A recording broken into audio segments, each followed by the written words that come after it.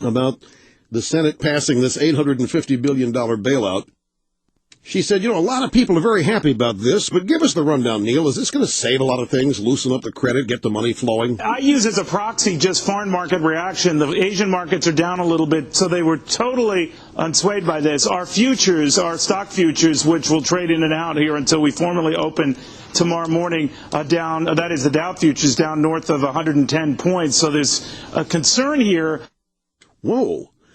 So what he was saying was that the futures market last night after passage was down 110 points. There's some concern here. This was not supposed to happen. And don't tell me that last night they were worried about the employment numbers coming out this morning.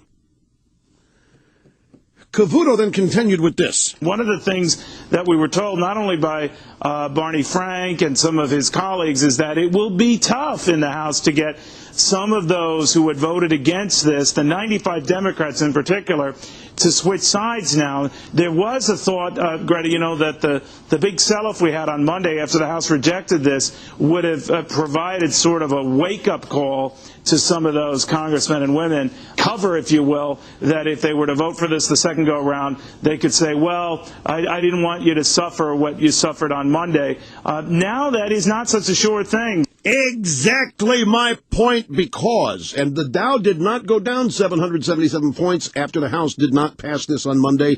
It was down 350. The House, it went down basically 422 points, roughly.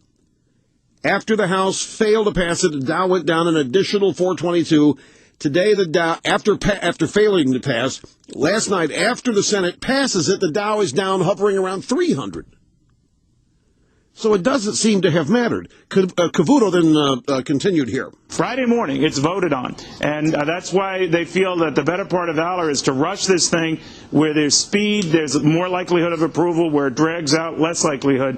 So Friday morning, up or down, and these guys are hoping up. But I got to tell you, Greta, judging from market reaction, it is not a sure thing. I hope our guys are rolling tape on Pelosi. I don't have time to read the closed captioning. Obviously can't listen to what she's saying, but this is, it's got to be good. I wonder if she's in the process of once again trying to torpedo the vote. That will take place on Friday. You have to hear Senator Tom Coburn on the Senate floor late yesterday. We have some sound bites here speaking about the $700 billion bailout. We have a patient with cancer, and they have a secondary pneumonia because of the cancer, and we're going to treat the pneumonia. But we're not going to fix the cancer. We're going to ignore the cancer. Let me tell you what the cancer is.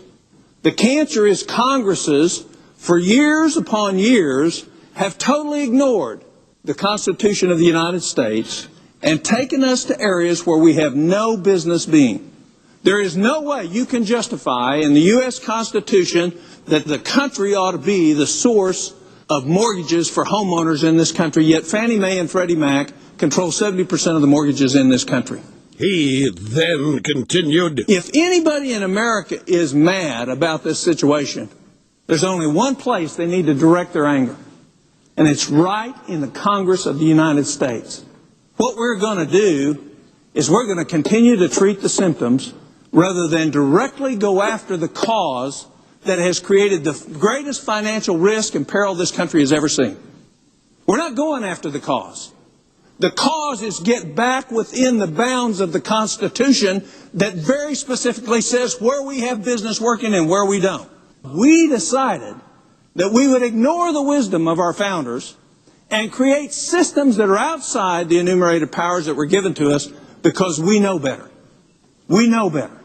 We don't know better. It is obvious. This is Oklahoma Senator Tom Coburn. He finally said this. This body continues to spend more, authorize more, and create bigger and more intrusive government, limiting the power of the great American experiment to, in fact, supply an increased standard of living. We're in tough times, but they're going to get tougher until the American people hold this body accountable to live within the rules set out in a very wise, a very providential way that serve this country well.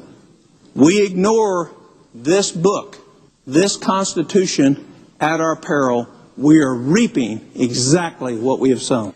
He's dead on about this, but I would, as Tom Corbett again from Oklahoma, I would add to it here that what he recites is exactly what the American left wants. They want the Constitution shredded.